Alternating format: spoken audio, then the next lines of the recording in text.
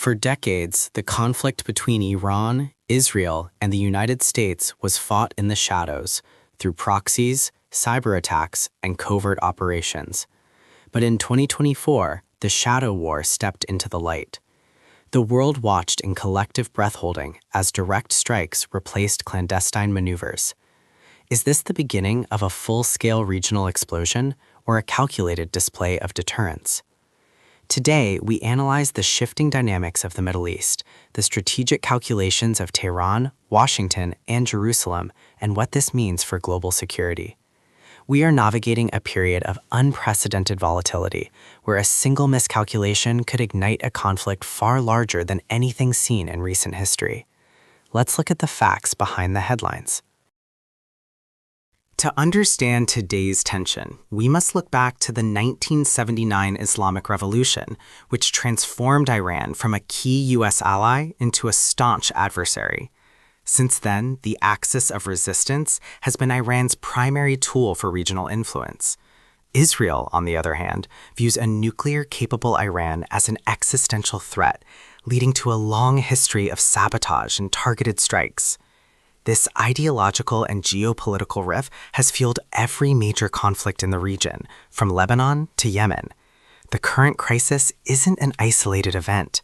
It's the culmination of 45 years of strategic maneuvering and deep-seated mistrust that has now reached a boiling point, where direct military engagement is no longer a theoretical risk, but a reality.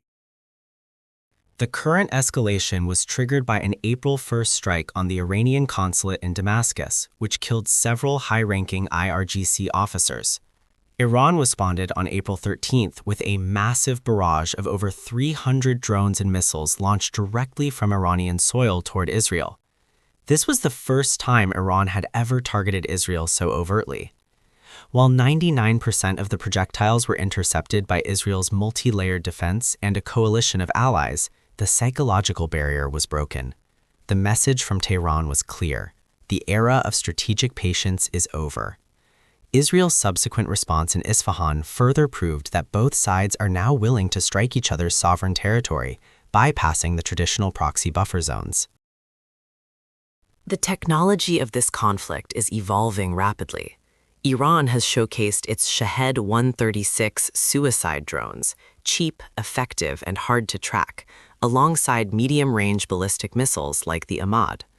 Israel, conversely, possesses one of the world's most sophisticated defense umbrellas, featuring the Iron Dome, David Sling, and the Arrow 3 system, designed for exo-atmospheric intercepts. The cost disparity is staggering. While a Shahed drone may cost $20,000, an interceptor missile can cost over $1 million. This war of attrition through technology is a key part of the strategy.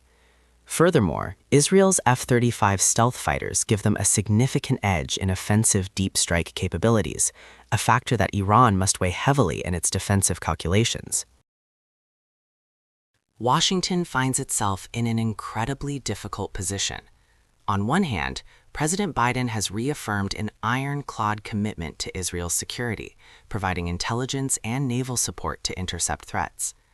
On the other hand, the U.S. is desperate to prevent a wider regional war that could draw American boots onto the ground and spike global oil prices.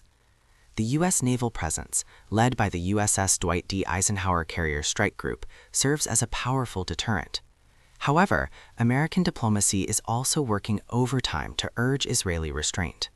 The goal is clear: protect Israel, neutralize Iranian threats, but avoid a catastrophic entanglement in a new Middle Eastern war during an election year.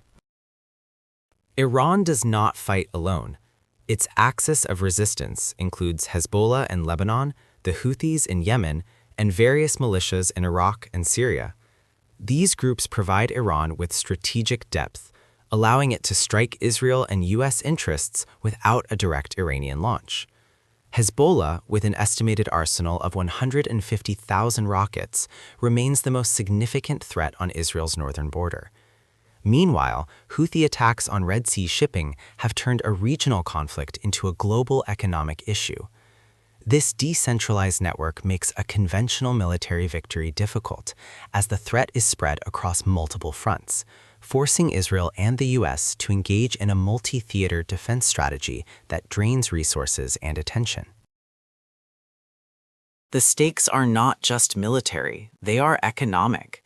The Middle East remains the world's energy powerhouse, and any disruption to the Strait of Hormuz, where 20% of the world's oil passes, would be catastrophic.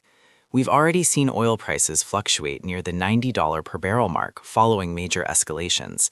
A full-scale war could push prices well over 100, fueling global inflation and destabilizing markets. Beyond oil, the Red Sea corridor is vital for global trade. Houthi interference has already forced shipping companies to take the long route around Africa, increasing costs for consumer goods worldwide. The conflict in the Middle East is, in many ways, a conflict over the stability of the global economy. So, has the Middle East exploded? Not yet, but the fuse is shorter than ever. Both Iran and Israel have demonstrated they can strike one another, but they have also shown a degree of calculated restraint to avoid a total collapse into war. The future depends on two factors: the effectiveness of international diplomacy and the internal stability of the regimes involved. The global community continues to push for a two-state solution and regional integration as a long-term fix, but in the short term, the focus remains on crisis management. As students of global affairs, we must watch the gray zone, where the next move might not be a missile, but a diplomatic overture or a silent cyber attack. The balance of power is shifting.